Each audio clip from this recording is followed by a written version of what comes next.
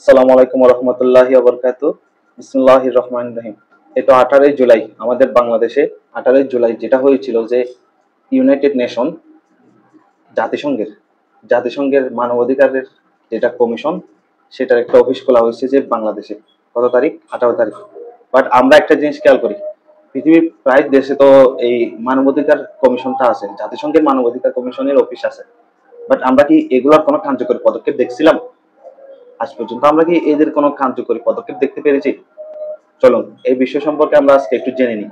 আমি মূলত এখানে কিছু দেশ নিয়ে আলোচনা করব। দেশগুলোর মধ্যে বিগত কিছু বছর ধরে যে পরিস্থিতি বজায় আছে, যে পরিস্থিতির কারণে কি মানবাধিকার কমিশন কি তাদের কার্যকর প্রভাবটা রাখতে পেরেছে কি পারে না, আমরা এটা নিয়ে আলোচনা করব।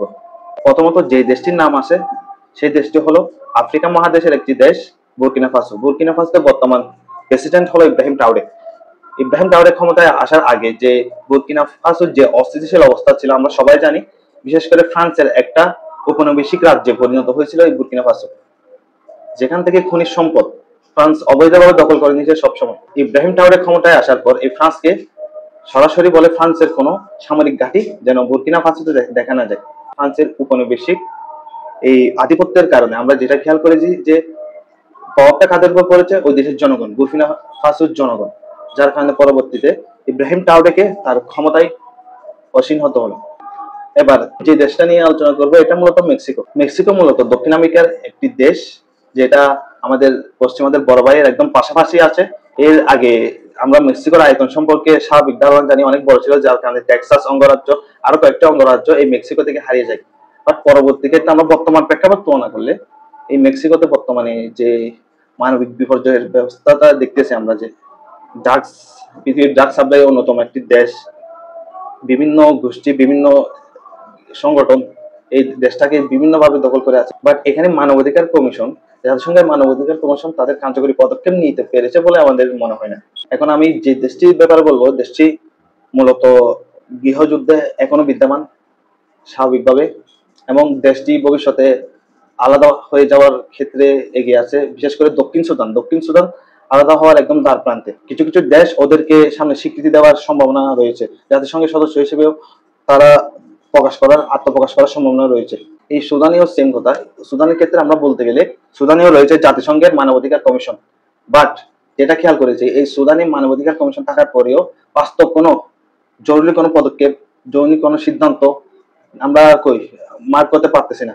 এর পরবর্তী আমরা যে দেশটার কথা বলতে পারি এটা মূলত ইয়েমেন, সৌদি আরবের পাশের একটি রাষ্ট্র।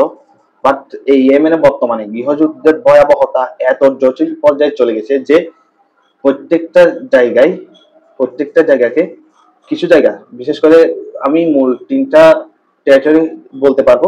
একটা, এই দেশের একটা ভাগ দখলে আছে ওই দেশের সরকার কেন্দ্রিক, আরেকটা ভাগ দখলে আছে শিয়া কেন্দ্রিক, এবং আরেকটা ভাগ দখলে আছে সুন্নি কেন্দ্রিক। বাট আমরা যেটা খেয়াল করি এই ইয়েমেনের মানুষ, মানবিক বিপর্যয় এমন পর্যায়ে চলে গেছে, মানুষ খাদ্যের জন্য যে পর্যায়ে চলে গেছে। এই বিশ্ব রাজনীতিতে ইয়েমেনকে কিভাবে ব্যবহার করা হচ্ছে আমরা সকলেই এর চাক্ষুষ প্রমাণ।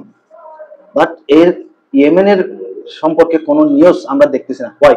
আমি এর আগেও কয়েকটা ভিডিওতে ইয়েমেন সম্পর্কে বলতে চাইছিলাম, বাট ভিডিওতে ইয়েমেন সম্পর্কে তেমন কিছু বলাও যাচ্ছে না। যেটা খেয়াল করছিলাম, এখানেও মানবাধিকার ক্ষুণ্ণ হচ্ছে। বিষয়টা কি আপনারা নিজেরাই গুগল ইন্টারনেটে সার্চ দিলে অবশ্যই পাবেন যে এখানেও মানবাধিকারের বেশি বিপর্যয় হচ্ছে। মানবাধিকার লঙ্ঘনের চরম সীমা কোথায় আছে? এই ইয়েমেনে। বাট এসব নিউজ অনলাইন মিডিয়াতে কোথাও পাওয়া যাবে না, আসবে না। প্রক্রিয়াটাই এভাবে চলছে। এখন আসুন চলুন অন্য একটা দেশ নিয়ে আমরা কথা বলি। দেশটা হলো সিরিয়া। সিরিয়ার অফিসটা মূলত সিরিয়াতে নেই, এটা মূলত লেবানন থেকে নিয়ন্ত্রিত হয়। বাট আমরা বিগত বছর যাবৎ যেটা দেখেছি যে সিরিয়া 2024 সালে বাশার আল আসাদ কেন্দ্রিক যে সরকার সেটার পতন হয়। এর আগে এমন একটি জায়গা থেকে সিরিয়ার জনগণ স্বাধীনতার স্বাদটা লাভ করেছে যেখানে তাদের বাক স্বাধীনতা ছিল না। প্রত্যেকটা জায়গায় মানবাধিকার লঙ্ঘনের চরম পর্যায়ে এখানে দেখা গেছে। বড় বড় মানব বিধ্বংসী অস্ত্রের ব্যবহার, বড় বড় মানব বিধ্বংসী ক্ষতিকর রাসায়নিক অস্ত্রের ব্যবহার, জৈব অস্ত্রের ব্যবহার পর্যন্ত এখানে করা হয়েছে, যে মানবাধিকারের কোন পর্যায়ে চলে গেছে।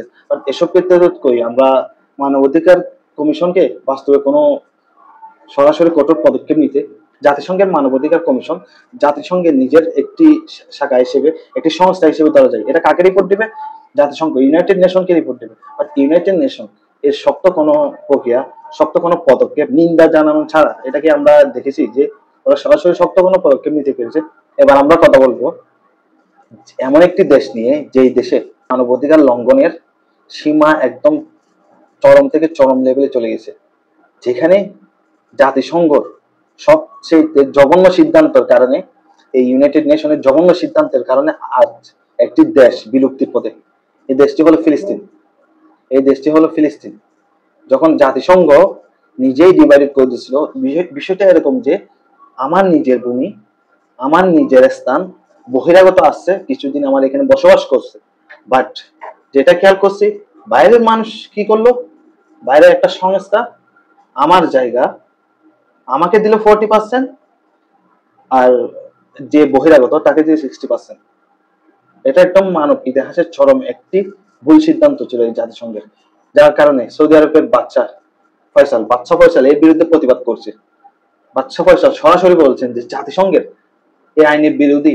বাট আমরা খেয়াল করেছি যে এই ফিলিস্তিনে, আমি যে দেশটার নাম বলতেছি, যে দেশটার কথা বলতেছি, এটা মূলত ফিলিস্তিন। এই ফিলিস্তিনে মানবাধিকার কমিশন, জাতিসংঘের মানবাধিকার কমিশনের শাখা আছে। বিগত 2 থেকে 3 বছর ধরে এই ফিলিস্তিনে 50,000-এরও বেশি মানুষকে হত্যা করা হয়েছে, গণহত্যা চালানো হয়েছে ইসরায়েল কর্তৃক। বাট এখানে বেশিরভাগ ছিল নারী এবং শিশু। বাট ওই সময় এই মানবাধিকার কমিশনের কোনো শক্ত পদক্ষেপ আমরা দেখতে পাচ্ছি না। যে মানুষ মারা, মানুষের খাদ্যের অভাব, চিকিৎসার অভাব, শিক্ষার অভাব, ওর দেশের স্বাধীনতা, সার্বভৌমত্ব, এত কিছু লঙ্ঘন করতেছে, কি এগুলো মানবাধিকারের মধ্যে পড়ে না? একটি দেশের সার্বভৌমত্ব কি মানবাধিকার না? ওই দেশের মানুষের অধিকার না? আমরা এটা দেখতে পেরেছি, বাট জাতিসংঘ এর বিরুদ্ধে জোরালো কোনো পদক্ষেপ নিতে পারে নাই। ফিলিস্তিনের জাতিসংঘের মানবাধিকার কমিশন থাকার কারণটা কি? আমি কোনো কারণেই দেখতে পাচ্ছি না। যে বিগত কয়েক বছর ধরে, আমি আগের গুলো বাদ দিলাম, আগে কয়জন মানুষকে হত্যা করছে, কত হাজার মানুষের জীবন বলিদান করছে, এটা আমি বাদ দিলাম। বাট আমি এটা বলবো যে বর্তমানে বিগত কয়েক বছরে যতটুকু বিপর্যয় হয়েছে এই ফিলিস্তিনের, যতজন শিশুকে মারা হয়েছে, যতজন শিশুকে হত্যা করা হয়েছে, পুরা একটা গণহত্যার পরিবেশ সৃষ্টি করেছে ইসরায়েল। এই ইসরায়েলের বিরুদ্ধে মানবাধিকার হতে পারে জাতিসংঘকে এমন ছোট একটা রিপোর্টও দিতে, বাট জাতিসংঘ সরাসরি, এই ইউনাইটেড নেশন সরাসরি উপযুক্ত কোনো পদক্ষেপ নিতে পারে নাই, যেটার কারণে এই বিশ্ব মানবতার একটা ভালো পরিস্থিতি, ভালো শান্তি। আমি যখন বই পড়ি যে জাতিসংঘের প্রধান উদ্দেশ্য কি, জাতিসংঘের প্রধান উদ্দেশ্য হলো বিশ্ব শান্তি প্রতিষ্ঠাতা।